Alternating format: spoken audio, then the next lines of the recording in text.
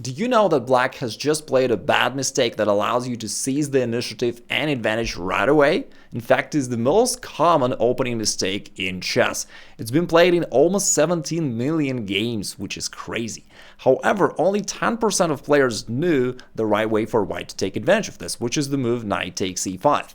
It's a temporary sacrifice that allows you to play d4 and to regain a sacrificed piece on the next move with interest. In the vast majority of the cases, black takes on d4, and after recapturing, now you put a lot of pressure down here, and in fact, if we turn on Stockfish, it shows that the evaluation ranges from plus 2.6 to all the way up to plus 5 in the most common moves of black, most played moves of black. So let me show you exactly how you can take advantage of this mistake in various opening positions. Alright, let's start from the beginning. Start off by e4, e5 going into the standard thing, but here, instead of the Italian game bishop c4, you play knight to c3, which in fact sets this really hidden trap, because one of the most common moves of black, bishop c5, turns out to be wrong. And a little later, I'll show you what to do if black does not play this move right away. But they often will. And in this case, you can unleash these powerful tactics with knight takes e5 followed by d4, where you regain your sacrificed piece. Now, in the vast majority of the cases, they're going to take over here. Again, in a moment, I'll show you what to do if they don't, but in most cases, they will. Now, you recapture with a queen. Now, first off, why is this position so advantageous for you? Because at first, it may seem like just an exchange, but it's not. As we have seen, you already gained a winning position. So first off, you occupy the center. Plus, you're having a strong attacking position. You are creating threats. You attack this knight. It can't move away because then it would drop the pawn on g7, and it would also hand the rook after that. Also, you've got two powerful bishops, you are ahead in development, and you're in complete control. So all those factors together give you significant advantage, and quite often just the winning position straight away. Now, there's one tricky response of black that you gotta be aware of. Because as we know, black can't easily move the knight back, that would just drop this pawn. But there is a move queen f6, which sets a really hidden and also evil counter trap. At first looks like you can easily win by going something like knight to d5. Which would hit the queen as well as this pawn, and this knight on e5 is still hanging. Looks like that's just all over for black. But by playing queen f6, not only black defended the knight, they also set up a trap, which is knight to f3. It's a check to the king, and it's a discovered attack of your own queen. And if you miss this, you can lose your queen. Now, it doesn't mean that the black's position is any good. I mean, it's still bad. It's just that you shouldn't, miss this tactics, knight to f3, discovered attack. How do you cope with this? The way to deal with this is to play knight to b5, and your position is absolutely winning after that. Now, knight b5 aims to grab the pawn on c7, which would check the king as well as attack the rook. It's a fork, but along the way, this knight also defends the queen. Therefore, all this knight f3 doesn't matter anymore. Like, the queen is defended. They can't win it, so knight f3 would make no sense. It would just lose the knight for nothing. Therefore, after knight b5, they have to deal with this attack somehow, and their queen can't go to c6 or anything because the queen has to guard the knight. So they play king d8, and after that there's another key move that you gotta know. It's the move queen to c5, which teams up against this pawn on c7, threatening to capture it, and if black defends it anyhow by going knight to c6 or pawn to c6 or anything else, there's a sneaky checkmate queen to f8. It actually worked out in a couple thousand of games, including black players being like really strong players. So black played quite intuitive moves, but they led to this quick devastation. While we know that black shouldn't just move this knight away, quite often they will, which is great for you, because if they move the knight away, counterattacking your queen, of course we're not going to go back, we're going to gladly grab this pawn on g7 and hit in the rook. And although at first it may seem like black can't defend by going queen f6, and they avoid losing the rook in the corner, and it looks like right now they're just down a pawn, but their situation is much worse, in fact, because for lack of the dark squared bishop, all these dark squares are terribly weak in their position, and they have no way to defend them. You can go bishop g5, hitting the knight. Now the knight has no good squares to go to, so they have to play some awkward move, putting it somewhere on the edge or back or to g4. Then you follow up with knight to d5. As we have seen, this is a standard tactical idea to pressure the c7 pawn. From there, it's going to attack the king, attack the rook, and the black's position is destroyed once again. Is there any better way for black? Yes, there is. We know that they can't move this knight back. That would drop the pawn. They shouldn't defend it by the queen because exposing the queen early in the game is not a good idea and is not going to help anyway.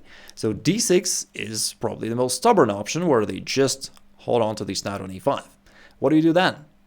Well, that is also a tricky position because at first it looks like f4 just wins the game, pushes the knight away, and then you grab the pawn. And that would be true, however black has a sudden counter-attacking idea, queen h4 check. And this kind of breaks your idea and makes the move f4 not as good. Because you'd love to play g3, but that would fail to this knight f3 double attack to the king and queen. It's not the end of the world because you're hitting their queen as well, so that will lead to an equal endgame, but that's not what we want. We don't want an equal endgame. We want to win right away, hopefully in an opening within a couple of moves. And it is achievable, actually, here in this variation. So we play bishop f4 instead. We pressure the knight, but with the bishop. We want to attack it, and if the knight goes back, we come back to our idea, queen takes g7, hitting the rook. So what can they do now? They can still play queen f6, trying to defend the knight, as well as hit this bishop, which is a little bit of a problem because you gotta waste some time defending this bishop on f4. However, you play this move queen e3, and it turns out that the black's position is much more dangerous than they assume, because it seems to them like they're in control now, right? And maybe they will notice that you're going to play knight d5, attacking the queen and this pawn on c7. But in reality, besides knight to d5, you also have knight b5 with the same idea of hitting this pawn, also very annoying, and bishop g5, the new threat, which wasn't there on the previous turn, but now it is there as well. So it turns out that you've got basically these three attacking ideas, and black just can't cover against all three. For example, if they go knight e7, the most played move, covering this square, then you have this knight b5. Okay, you couldn't go here, so you go from the other side. But the idea is still the same. You want to grab the pawn, which would fork the king as well as the rook. Now, of course, black could play some ugly move with the king, but with this centralized king, of course, it's going to be really bad for them, really dangerous. In most cases, they decided to just drop this pawn, but instead to finish their development. So they're hoping that they just sacrifice a pawn, but you tell them, no bro, not today. You play bishop g5. You attack the queen and you x-ray the knight. So if they don't want to lose the knight, they have to play here. But now knight takes c7 is not just a pawn. We're going for much bigger fish, and we're getting at it on the next move. This knight is still attacked, and you just win. As always, we gotta address the elephant in the room, aka Stockfish. So what does Stockfish tells us to do for black? After they straight on e5, by the way, in this video I'm covering like most common moves of black. There could be some other sidelines. For example, what if black decides to play bishop takes f2, right? It's not a good move for black, but some of your opponents will. I've got an older video where I covered how to use the same trap as black, where I also covered some of these sidelines. So if you're curious, after watching this video, you can watch that another one with some other sidelines. I'll drop the link below in the description. For now, let's just go back to the main lines. So knight takes e5, pawn d4. Now, the most played move, bishop takes d4, actually turns out to be wrong. We have just seen that in all those variations, black's position is extremely bad in most cases.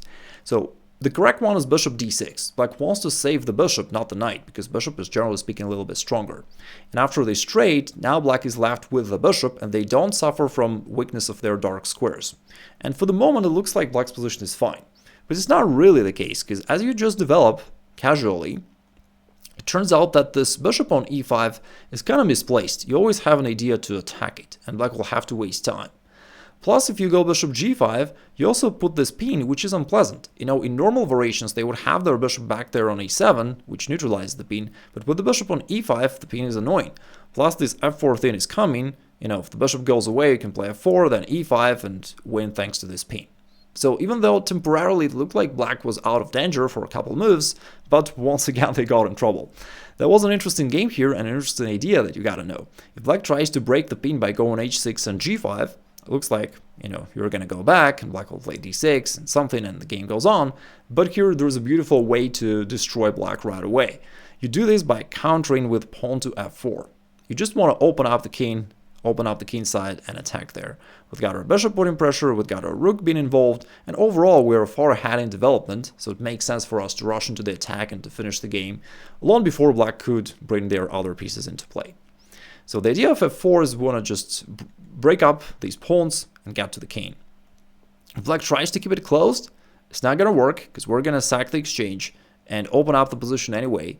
Now our pin is still alive and we can take advantage of this by going either knight to d5 or pawn e5. Both would win the game, for instance pawn e5. On the next move you grab the knight and also the king is deadly exposed. So if, for example, they do something like whatever, you just grab it right here, and not only have material advantage, but you have this obvious attack with queen to g4 checkmate or something like this. Alright, so far we talked about black playing bishop c5 here, which is one of the main lines. What if they go knight f6 instead? Is it that the trap is no longer applicable here? Oh well, you can give black one more chance to go wrong.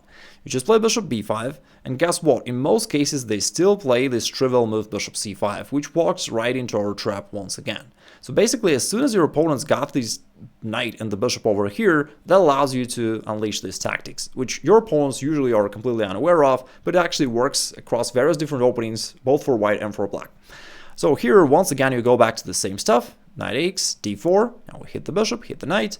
As they recapture, you play queen takes d4, and actually there is an advantage here, because not only we attack this knight, and as usual we have all other, standard threats here with f4 or bishop g5 attacking all these knights, but they can't go d6, so they can't even defend the knight because the pawn is pinned. And if the knight goes back, we don't want to waste time and go back, so you can trade there. Now, black does not want to recapture by the d-pawn because that would allow you to trade queens, force the king to move and to make it exposed, so they will usually take by this pawn, but then we go back to another standard attacking idea, bishop g5 pin. This pin is especially annoying for black for lack of that dark square bishop, which they don't have. And so after bishop g5, not only you threaten to take there and ruin their pawn structure, but even more importantly, you threaten to just go e5 and to win this knight for nothing, and to destroy their position completely. In fact, most of your opponents will just blunder this, and you will play e5, win the knight, expose their king, and get a totally winning game. Even if they are alert and they, let's say, play something like d6 trying to stop this, it's not going to be very helpful, because you can just castle first, and after they castle as well, you then play e5 anyway, and it turns out that it's still winning. This pawn is actually pinned down to the queen, so they can't take it anyway. If they try to counterattack, we just bring the queen over to the king side, and the pawn is still pinned, this time by your rook from d1, and black is still lost. I mean, you have so much pressure here, you're going to win the knight, destroy his castling, and to checkmate black within a couple of moves. Here comes the puzzle of the day. It is black to play and win, so please think about it, and if you can't find the solution, please write it down in the comments below. Also, if you want to verify the solution, I've got another video where I show a solution to this puzzle, as well as 2 main rules to reach the 2000 ELO rating, so I'm sure you're going to enjoy it, and you can find a link below and somewhere on the screen, so check it out, and either way, have a great rest of the day.